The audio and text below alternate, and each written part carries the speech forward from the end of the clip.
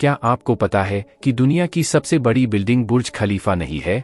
क्या आप जानते हैं कि अंतरिक्ष का तापमान कितना होता है? और क्या आप जानते हैं कि 14 साल तक देवी सीता ने केवल एक साड़ी ही पहनी थी और वह कभी मैली नहीं हुई थी? क्यों? उससे पहले आप हमारे चैनल को सब्सक्राइब जरूर करें। नंबर 1, सिलफ्रा फिशर धरती पर सबसे अनोखी जगह है। यह आइसलैंड के थिंगवेलियर नेशनल पार्क में स्थित है, जो नॉर्थ अमेरिका और यूरेशियन टेक्टोनिक प्लेटों में एक दरार है। यह दुनिया की एकमात्र ऐसी जगह है जहां आप दो टेक्टोनिक प्लेटों के बीच गोता लगा सकते हैं। अगर आप इस दरार के बीच में गोता लगाते हैं तो आप दो महाद्वीपों यूरोप और नॉर्थ अमेरिका को छू सकते हैं। यह एक तरह से जिंदगी भर का रोमांच होता है। अब इसी दरार का एक वीडियो वायरल हो रहा है। आइसलैंड में सिलफ्रा फिशर का पानी पीने के लिए सुरक्षित है। आप देख सकते हैं कि जब एक गोताखोर इस दरार के अंदर दोनों महाद्वीपों की दीवारों को छूता है तो वह कैसे अपनी खुशी को जाहिर करता है। साथ ही वीडियो में सिलफ्रा फिशर के अंदर की झील का अद्भुत नजारा भी देखने को मिलता है। झील का पानी इतना साफ है कि चट्टानों के आसपास का दृश्य बिल्कुल साफ दिखता है। यह झील दुनिया के सबसे साफ पानी में से एक है। असल में दरार पास के लेंगजोकुल ग्लेशियर के साफ झरने के पानी से भरी हुई है। प्लेटों के बीच की जगह इतनी संकीर्ण है कि आप दोनों महाद्वीपों को एक साथ छू सकते हैं, इसलिए कुछ लोग कहते हैं कि यह अनुभव अद्भुत है। वीडियो में आगे बताया गया है कि सिलफ्रा फिशर का पानी पीने के लिए एकदम सुरक्षित है। जब गोताखोर उसमें डाइव लगाते हैं तो उनको पानी अत्यधिक ठंडा लगता है। मौसम के अनुसार सिलफ्रा फिशर के अंदर का नजारा बदल जाता है। गर्मियों में हरे शैवाल इसे रंगीन बनाते हैं तो सर्दियों में आप यहाँ बर्फ देख सकते हैं। किसी भी तरह से यह जगह काफी लुभावनी है। इस दरार का निर्माण 1789 में दो टेक्टोनिक प्लेटों की अपसारी गति के साथ आए भूकंपों से हुआ था। नंबर 2, संयुक्त अरब अमीरात की बुर्ज खलीफा को 2010 में दुनिया की सबसे ऊंची बिल्डिंग होने का खिताब मिला था। बुर्ज खलीफा की ऊंचाई 828 मीटर है, मगर इस इमारत से यह वर्ल्ड रिकॉर्ड छिन सकता है। सऊदी अरब में एक ऐसी इमारत बन रही है जो ऊंचाई के मामले बुर्ज खलीफा का रिकॉर्ड तोड़ सकती है। इस इमारत का नाम जेद्दा टावर है। इस टावर की ऊंचाई 1000 मीटर से ऊपर होने की उम्मीद है। जेद्दा टावर में लग्जरी हाउसिंग, ऑफिस स्पेस और लग्जरी अपार्टमेंट का मिश्रण होगा। 2023 में जेद्दा टावर का निर्माण कार्य फिर से शुरू हुआ है। 5 साल तक इसका काम बंद पड़ा था। जेद्दा टावर को लगभग $1.23 बिलियन की लागत से बनाया जा रहा है। इस प्रोजेक्ट के पूरे होने की कोई डेडलाइन नहीं बताई गई है। नंबर 3, मेरीलैंड विश्वविद्यालय और नेशनल इंस्टीट्यूट ऑफ हेल्थ के शोधकर्ताओं ने पेशाब के रंग पर एक खोज की है। नेचर माइक्रोबायोलॉजी जर्नल में प्रकाशित इस अध्ययन में मूत्र को पीला रंग देने के लिए माइक्रोबियल एंजाइम को जिम्मेदार बताया है। शोधकर्ताओं ने पाया है कि बिलीरुबिन रिडक्टेस बाया नाम के एंजाइम की वजह से मूत्र का रंग पीला होता है। लाल रक्त कोशिकाओं आरबीसी से बिलीरुबिन पिगमेंट बनता है। बिलीरुबिन रिडक्टेस एंजाइम ही बिलीरुबिन को यूट्रोबाइलिनोजेन में बदल देता है। फिर यूरोबिलिनोजेन जल्द यूरोबिलिन नामक अणु में टूट जाता है, जो पीले रंग के लिए जिम्मेदार होता है। अध्ययन में दावा किया गया है कि बिलीरुबिन रिडक्टेस लगभग सभी स्वस्थ वयस्कों में मौजूद है। पेशाब का रंग हमारे स्वास्थ्य के बारे में संकेत देता है। इस एंजाइम की अनुपस्थिति इन्फेंट जॉन्डिस की वजह बन सकती है।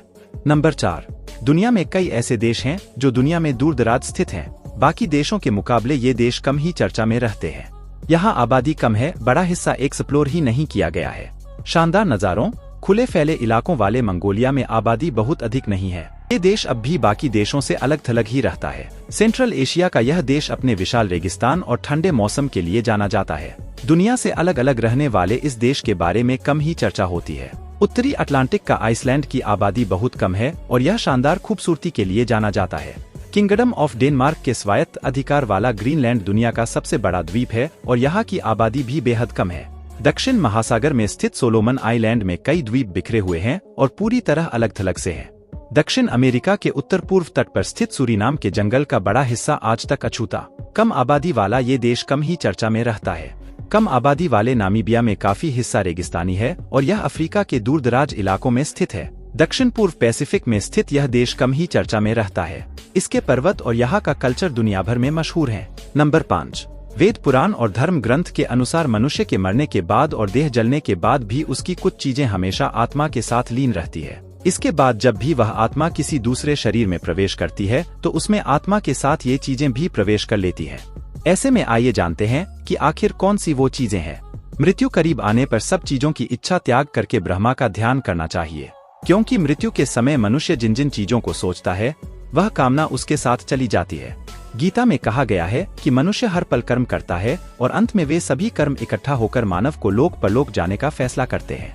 महाभारत में जब बाणों की शैया पर लेटे हुए भीष्म ने जब श्री कृष्ण से पूछा कि मुझे ऐसी मृत्यु क्यों प्राप्त हुई, तब भगवान श्री कृष्ण ने उन्हें 7 जन्म पहले की घटना याद दिलाई, जिसमें भीष्म ने एक अधमरे सांप को उठाकर नागफनी के कांटों पर फेंक दिया था। गरुड़ पुराण में लिखा गया है कि अगर कोई व्यक्ति कर्ज लेकर मरता है तो उसे परलोक में अपने कर्ज का हिसाब देना पड़ता है। जो व्यक्ति कर्ज लेता है उसे धन वापस करने धरती पर पुनः जन्म लेना ही पड़ता है और उसे किसी न किसी रूप में चुकाना पड़ता है।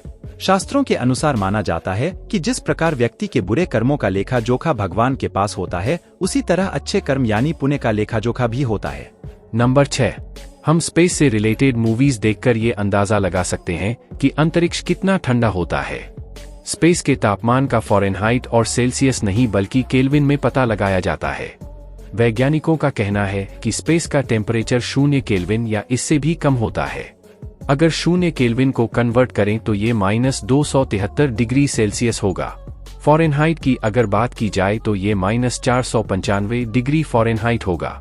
अंतरिक्ष का तापमान कम होने के पीछे की वजह गैस के कण मौजूद न होना है। अगर अंतरिक्ष में गर्मी पैदा की जाती है तो वो रेडिएशन से संभव है। जब कोई इंसान स्पेस में जाता है तो उसके शरीर की गर्मी धीरे धीरे घट जाती है। पृथ्वी के उत्सर्जन के कारण घटने वाला तापमान सूर्य के विकिरण से ज्यादा होता है। नंबर 7, ग्रीनलैंड में वैज्ञानिकों को एक अज्ञात जीव का जीवाश्म मिला है। जीवाश्म से पता चलता है कि अपने समय का ये एक आतंकी जीव होगा, क्योंकि इसके जीवाश्म पाचन तंत्र के अंदर आइसोएक्सिस नामक एक आर्थ्रोपॉड के अवशेष मिले हैं। इसी आधार पर वैज्ञानिकों ने इसका नाम टिमोरेबेस्टिया रखा है। यह एक लैटिन शब्द है जिसका मतलब होता है आतंकवादी जानवर। वैज्ञानिकों के मुताबिक ये जीव 500 मिलियन यानी 50 करोड़ साल पुराना है। साथ ही इसकी लंबाई 30 सेंटीमीटर से भी अधिक हुआ करती होगी। इसके शरीर पर पंख और लंबे एंटीना के साथ एक बड़ा सा सिर था। वैज्ञानिकों को इसके मुंह के अंदर एक भयानक जबड़े की संरचना भी मिली है। नंबर 8, 14 साल तक देवी सीता ने केवल एक साड़ी ही पहनी थी और वह कभी मैली नहीं हुई थी। जानते हैं क्यों? वनवास के समय भगवान श्री राम, माता सीता और लक्ष्मण तीनों ने ही पीले रंग के वस्त्र धारण किए थे। 14 वर्ष के वनवास में माता सीता की साड़ी कभी मैली नहीं हुई क्योंकि वह बेहद खास इंसान ने भेंट की थी। केवल देवी सीता ही नहीं, भगवान राम और लक्ष्मण जी को भी यहीं से गेरुआ वस्त्र मिला था जिसे उन्होंने वनवास के दौरान पहना था। वनवास के प्रारंभ में भगवान श्री राम माता सीता और लक्ष्मण जी के साथ ऋषि अत्रि के आश्रम में गए थे। ऋषि अत्रि की पत्नी का नाम माता अनुसूया ने सभी का स्वागत किया था और देवी सीता से उन्हें बेहद प्रेम हो गया था।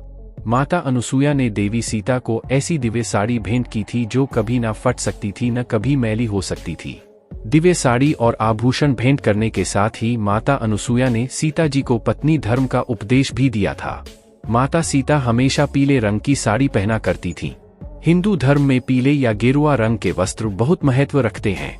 वनवास से लौटकर जब वापस वह तपोवन गई थी तब भी उनके साथ वह साड़ी साथ थी। नंबर 9, रावण के सीता जी का हरण कर उन्हें लंका ले आने जैसा नीच काम करने के बावजूद भगवान राम ने आखिरी पल तक उसके साथ युद्ध टालने की कोशिश की थी। जब लंका युद्ध के दौरान रावण के बेटे मेघनाद उर्फ इंद्रजीत के अमोघ शक्ति बाण से घायल होकर लक्ष्मण नीचे गिर पड़े। लक्ष्मण को इस हालत में देखकर भगवान राम बेहद व्याकुल हो उठे। उन्होंने ये कहा कि वे अब अयोध्या क्या मुंह लेकर वापस लौटेंगे, माता को क्या मुंह दिखाएंगे। भगवान राम का विलाप सुनकर हनुमान जामवंत के कहने पर लंका से एक वैद्य को युद्ध मैदान पर लाए थे, जिसने लक्ष्मण को दोबारा जीवनदान देने में सबसे अहम भूमिका निभाई थी। इस पल का जिक्र रामचरित मानस में भी है। जामवंत कह बैद सुशेना, लंका रहई को पठई लेना, धरी लघु रूप गयो हनुमंता, आनेऊ भवन समेत तुरंता। यह शख्स थे सुषेण वैद्य, जिन्हें अपने समय का सबसे बड़ा चिकित्सक माना जाता था। वह वानरराज सुग्रीव के ससुर और रावण के राजवैद्य थे। हनुमान सुषेण वैद्य को उनके घर समेत लंका नगरी के अंदर से उठाकर ले आए थे। सुषेण वैद्य ने लक्ष्मण की नब्ज जांचने के बाद उन्होंने उनकी जान बचाने का उपाय संजीवनी बूटी में बताया था, जो दूर हिमालय की चोटियों पर मिलती थी। सुषेण वैद्य ने कहा कि इस अमोघ शक्ति के वार से सिर्फ संजीवनी बूटी ही लक्ष्मण के प्राण बचा सकती है। यह संजीवनी बूटी सूरज उगने से पहले लक्ष्मण को देने पर ही उनकी जान बचेगी। इसके बाद ही श्रीराम से आज्ञा लेकर हनुमान उड़कर हिमालय पर्वत पहुंचे थे और वहां संजीवनी बूटी की पहचान नहीं होने पर पूरा पर्वत ही उखाड़कर श्रीलंका ले आए थे। सुषेण वैद्य ने पहाड़ के ऊपर से संजीवनी बूटी तलाशकर उसकी खुराक लक्ष्मण को दी और बेहोश पड़े लक्ष्मण ने उठकर फिर से युद्ध के लिए तैयार हो गए थे। नंबर 10। दुनिया में ऐसे कई लोग हैं जिन्हें ड्राइंग करना, पेंटिंग बनाना काफी अच्छा लगता है, पर क्या कभी सोचा है कि इससे वर्ल्ड रिकॉर्ड भी बनाया जा सकता है? फिलहाल चीन के एक शख्स की खूब चर्चा हो रही है जिसने इतनी लंबी ड्राइंग बनाई है कि उसका नाम गिनीज वर्ल्ड रिकॉर्ड में दर्ज हो गया है। शख्स का नाम गुओ फेंग है। वह पेशे से एक आर्टिस्ट हैं।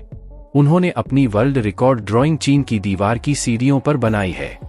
गुओ फेंग ने अकेले ही 1014 मीटर यानी 3327 फीट लंबी ड्राइंग बनाने का कारनामा किया है। उन्होंने इसे बनाने में काफी मेहनत की है।